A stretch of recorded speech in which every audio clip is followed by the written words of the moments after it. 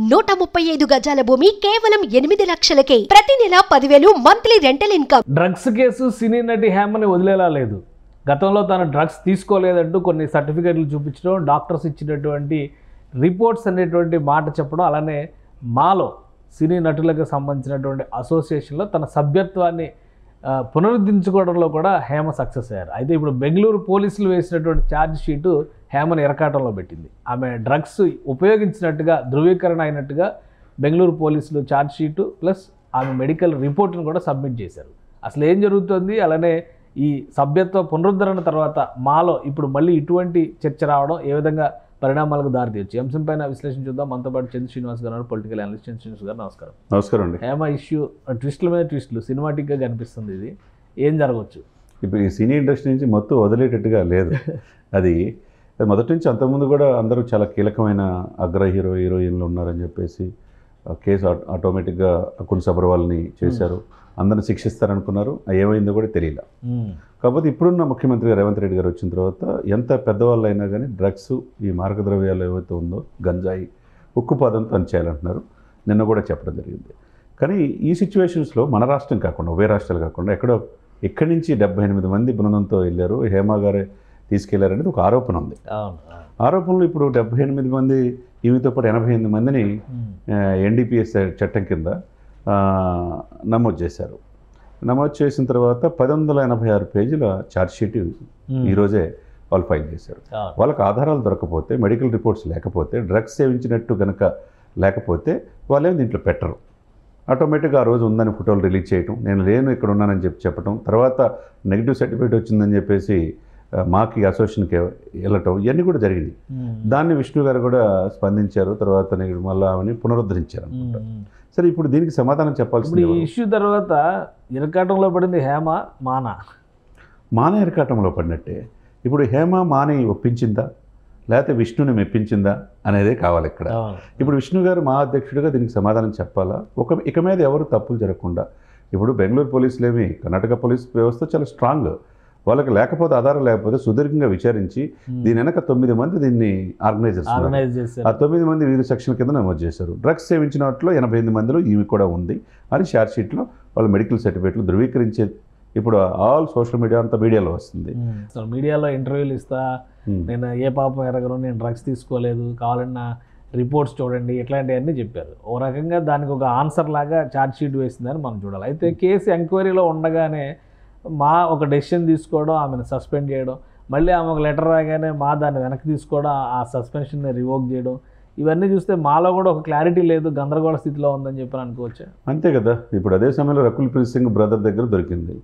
ఏం జరిగిందో తెలియదు. రకుల్ ప్రీత్ సింగ్ మీద ఆరోపణలు వచ్చినాయి. అంతకుముందు చాలా హీరోయిన్లు ఆరోపణలు వస్తున్నాయి. అడ్డాగా ఎక్కడ చూసినా మూలాలంతా హైదరాబాద్ సినిమా ఇండస్ట్రీస్తో లింకులు ఉన్నాయి.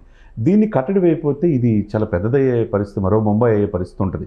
కాబట్టి ఇప్పుడు రేవంత్ రెడ్డి గారు దీని మీద ప్రత్యేకంగా టాస్క్ ఫోర్స్ చేశారు. దీని అందుకే ఎంత పెద్ద తలకాయలు ఉన్నా డెఫినెట్గా దాంట్లో, ఎందుకంటే యువత చెడు మార్గం వెళ్ళకూడదండి. దీనికోసం ప్రత్యేకంగా చిరంజీవి గారు కూడా యాడ్ ఇచ్చారు. సినిమా నటులు కూడా ఎవరైనా కానీ ఈ డ్రగ్స్ దీనికి సంబంధించిన ఇవ్వందే సినిమాలకు రాయితీలు ఇవ్వని చెప్పి బాహాటంగా చెప్పారు.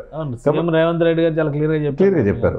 అక్కడ రాష్ట్రంలో కూడా అక్కడ పవన్ కళ్యాణ్ గారు, చంద్రబాబు జాయింట్ కమిటీ ఏర్పాటు చేశారు. మరి ఇంత జరుగుతున్నా ఇది ఈ యొక్క విశృంఖలం అంటారా, ఏమంటారు? ఈ వెస్టర్నైజేషన్ వెళ్ళి పబ్ కల్చరు, డ్రగ్ కల్చర్ ఏర్పడి సామాన్య మానవులకి ఇప్పుడు ఎంతవరకు ఉపయోగం సార్ ఇది? మళ్ళీ ఇంకోసారి హేమ విషయంలో మా సభ్యత్వాన్ని సస్పెన్షన్లో పెట్టే అవకాశం ఉందా, లేదంటే మళ్ళీ కేసు ఏమైందో తేలే వరకు వెయిట్ చేస్తారా? లేదండి, ఇప్పుడు ఆల్రెడీ ఛార్జ్ షీట్లో ఎప్పుడైతే పేరు వస్తుందో విత్ ఆధారాలతో సహా పోలీసులు పెడతారు.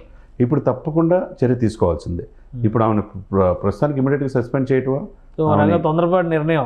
అంతే కదా, ముందు వేయడము తొందరపాటు, తీయడము తొందరపాటు. అంతే కదా. ఇప్పుడు మళ్ళీ ఏం చెప్తారు సమాధానం? ఛార్జ్ షీట్లో పెట్టారంటే వాళ్ళ ఆధారాలు ఎందుకు పెట్టరు? దీని వెనక ఆమె హస్తం ఉందని చెప్పారు, దాంట్లో పాల్గొందని వాళ్ళ ఎవిడెన్స్, డాక్యుమెంటల్ ఎవిడెన్స్ అంటే వీడియోలు కూడా వచ్చి ఉంటాయి. ఇప్పుడు దానికి సమాధానం చెప్తారు. ఇప్పుడు మళ్ళీ ఆమెని మా నుంచి తొలగించాల్సిందే. ఇప్పుడు లేదు అనుకుంటానికి లేదు, ఇక్కడ ఆధారాలు చూపించారు. కానీ ఏదైనా కానీ మా అనేది చిన్న విషయాన్ని హేమ కూడా పెద్ద ఇష్యూ చేసి మీడియా అటెన్షన్ గ్రాప్ చేస్తున్నట్టుగా కనిపిస్తుంది. ఇది కూడా ఒక పాపులారిటీ ట్రిక్ కింద చూడాలా మనం. అది అదే అంటే ఇక అది తేలకుండా వాళ్ళు ఛార్జ్ షీట్ దాఖలు చేయకుండానే నేను లేను, అనవసరంగా నన్ను కుట్ర చేశారు, ఒక మహిళని ఒక తెలుగు సినిమాల్లో నటించే నటురాల పట్ల ఇట్లా ఇది చేశారు, నాకు అందరూ సపోర్ట్గా ఉండండి అని చెప్పి ఆమె మీరన్నట్టు నిజమే సోషల్ మీడియాలో కొద్దిగా ఎక్కువగా వాళ్ళు ఏమనుకుంటారు అంటే మా మీద ఇక్కడ చేసి మీరు ఇప్పుడు ఆమె ఓవర్ యాక్షన్ చేసిందనే దానికి చెప్పాల్సిన మొహాటం ఏం పడాల్సిన అవసరం లేదు, క్లియర్గా కనిపిస్తుంది కదా. కేసు అదుపులోకి తీసుకుంటే అక్కడి నుంచే వీడియో రికార్డ్ చేసింది, కాదు ఇక్కడే ఉందని చెప్పి వాళ్ళకి ఫోటోలు రిలీజ్ అదే ఇక్కడ ఏంటంటే వాళ్ళు కూడా పోలీసులు కూడా చాలా ప్రెస్టేజ్గా తీసుకుంటారు. ఇరు రాష్ట్రాలు కాకుండా మనకి కర్ణాటకలో వచ్చి ఇక్కడ మీరు చేసి దీని వెనక ఇంత పెద్ద జరిగినప్పుడు పార్టీ జరిగినప్పుడు మీరు లేరు అని ఎట్లా ఆరోపిస్తారు? ఒక రకంగా పోలీస్ వ్యవస్థకే సవాలు. కాబట్టి వాళ్ళు సీరియస్గా తీసుకున్నారు ఈ కేసుని. ఆమె అలా వెళ్ళేదలికి వీళ్ళు అలా సీరియస్గా తీసుకుని ఎవిడెన్స్ చూపించారు, ఛార్జ్ షీట్ దాఖలు చేశారు. కాబట్టి చట్టం దృష్టిలో ఎవరైనా సమానలే. Right right, thank you.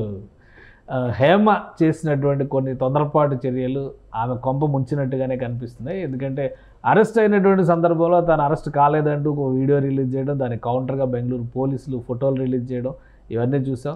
దానికి తగ్గట్టుగా కూడా అదే తరహాలో తొందరపాటు నిర్ణయాలు, ఒకసారి సస్పెన్షను, మళ్ళీ ఒకసారి రివోక్ చేయడం.